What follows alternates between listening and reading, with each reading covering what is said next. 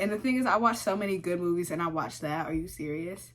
It was almost like a palate deafener.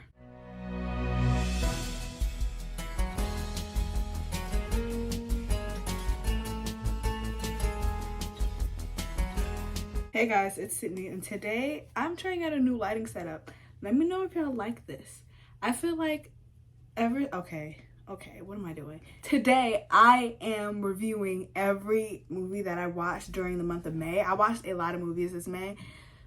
I watched a lot of good movies, and I watched a lot of like not good movies. Like, they just put anything on Hulu because that's where I watch my movies at mostly, on Hulu and HBO Max. That's not the point. I'm about to go on a tangent.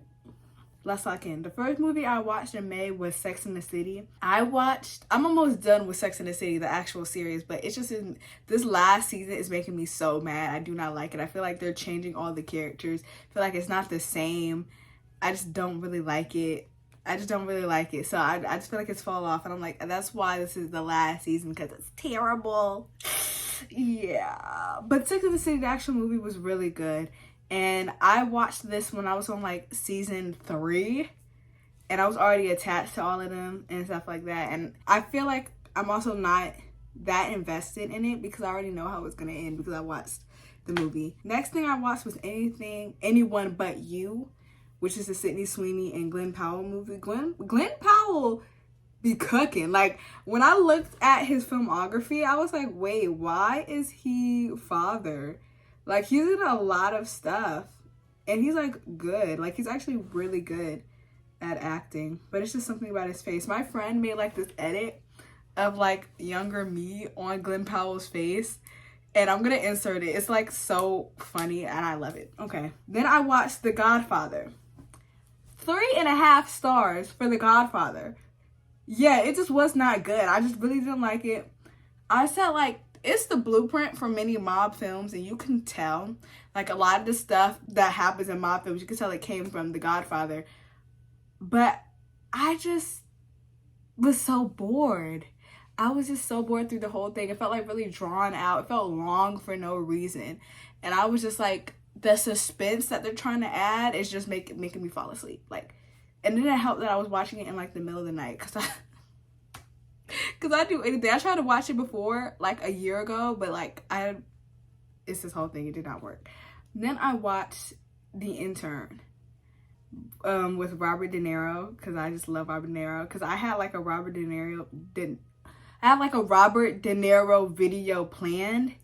I don't know if I'm still gonna do that because I really want to watch The Kings of Comedy, but I cannot find that one anywhere on any platform, so I just don't feel like dealing with that mostly. Yeah, but The Intern was really good. I really love Anne Hathaway, as y'all know, so there was just two people I don't play about in one film, so it just really worked out. Then I watched Definitely Maybe.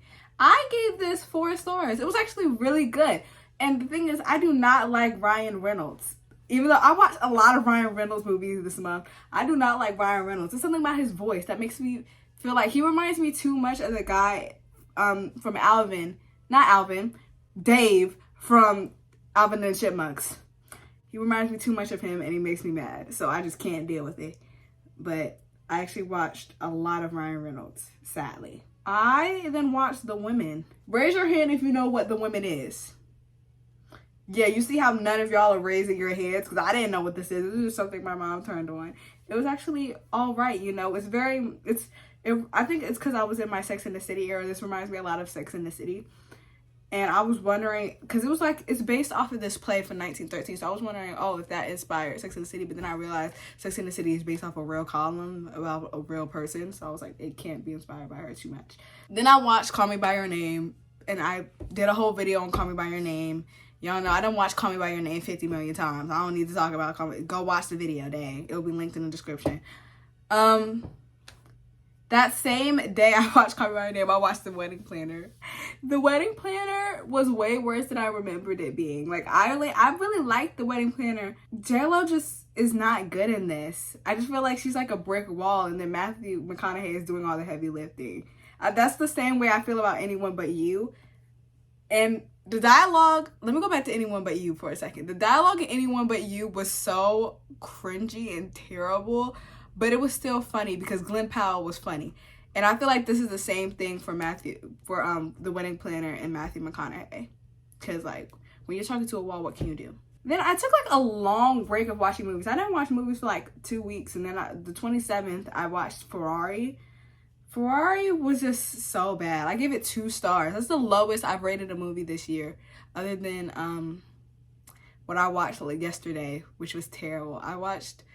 I'm thinking about making my own video on the what's it called, the Baki Hamna versus King and Ashura movie. It was so bad, and it just came out, and I was just really annoyed. And the thing is, I watched so many good movies, and I watched that. Are you serious? It was almost like a palate deafener. I watched Ferrari. Ferrari was so not good. It was like The Godfather, but like imagine Cars and terrible. Like it had everything I hated about The Godfather. I'm comparing this to The Godfather because that's like one of the lower rated movies that I had this month too, because it was just so boring. And like nobody in this movie was Italian. Like Penelope Cruz is an Italian. I don't think Adam Driver is Italian. I don't think anybody in like the main cast is Italian. So I'm like, what's going on in the House of Commons? What's going on? The movie ended so abruptly, and the climax was good. The climax was good because it was just like, I'm trying to be spoiler free right now, but I have to tell y'all, I have to let you know, okay? Basically, the dude, he was driving and he hit a bunch of people, and it was this whole thing. I'm trying to be vague about it, but it was this whole thing that was racing. They hit a bunch of people. It was really sad. It was like gross to see. It was like really like that hurt my heart. I was like, oh my gosh. And it was so long. This movie was so long to be about a whole bunch of nothing. The people that did the hair and the makeup and all that in the movie were really good. Like they did a good job at aging Adam Driver. Like they did a really good job about that. Then I rewatched the Lego Batman movie, and I didn't really pay attention to that, but at the same time I really loved it because I just love the Lego Batman movie. That was a palate cleanser for Ferrari because it was just so good. I love the Lego Batman movie. Like every time I'm feeling sad or I feel like life is nothing, that's turn on the Lego Batman movie. I wish they made more. They're gonna make a Lego movie about Pharrell's life that I have no desire of watching, but like I'm still gonna watch it. Okay. Then I watched the masterpiece that is The Iron Claw. What? My mind was blown.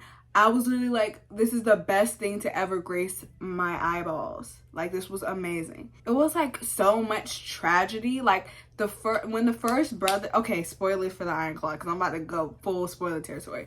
When the first brother died, I was like, what? Like, it was literally like at first I didn't think it was gonna be like death, and Cinema Joe could not prepare me for that. Like, he was like, he was always telling me, he told me, he was like, if you want to cry, watch The Iron Claw. I didn't cry when I watched it. I didn't cry, but I was very close to doing it. The parallel between Kevin's life and his dad's life was so serious. Like, at the beginning of the movie, instead of buying a house or like getting somewhere for the family to live that's like bigger and nicer, the dad, he bought a Cadillac so he could be like, oh, wrestlers have an image and this is just an investment and all that stuff like that. But Kevin went and bought a house with the money that he used to sell his dad's company. Y'all weren't seeing that. Y'all weren't thinking. Y'all weren't there. And then I watched both Deadpools. And Deadpool is fun. Like the first Deadpool was really fun. I really liked it. Some of the jokes were a little too much. I was just like, okay, this isn't that funny for y'all to be just going joke. Like their hit to miss ratio was literally like one. Like every time they hit, they had a miss. Like it was really bad. So if they had 20 jokes, over 10 of them weren't funny, and they made me want to. That's why I got a 4-star. But I think the plot was actually all right. You know, I see why it became kind of like a sensation type deal. Let me be real and messy right now. Ryan Reynolds was not that good of a Deadpool. Like the thing is, I can't imagine anybody else being Deadpool though. Like I can't imagine anybody else playing the role the way he did. but like it's something about his voice that's so off. Like he just sounds so cartoony, and I think that is kind of the appeal of it. But it was just something that was off. I think I just don't like Ryan Reynolds. I'm sorry, Ryan Reynolds. If you see this, if you see a little old me on YouTube.com, I'm sorry. I feel like you're a great guy. I just can't get down with it. I just can't get down with your voice. I look naked. Guys, I have clothes on. And then I watched Deadpool 2, which was like not as fun. I really did not like Deadpool 2 that much. Okay, what am I talking about? Deadpool 2 that much. It just was not my thing. I just didn't think it was as funny. I didn't like the plot. No, actually, I think this movie was funnier. I do think this movie was funnier. Let me stop lying. This Deadpool 2 was funnier, but the plot was not as good. It wasn't as compelling. I wasn't really invested in the child thing. I just didn't feel it. Like, I just felt like the cast, I just did not like it. I didn't like the fact that they turned into like this ensemble film. I just didn't feel it. So yeah, I think those are all the movies I watched in May. I ran through that, y'all. I haven't even been filming for 15 minutes, y'all. When you're mother. Okay. So I have a few announcements now that we're at the end of the video. Everybody that matters is here. Okay.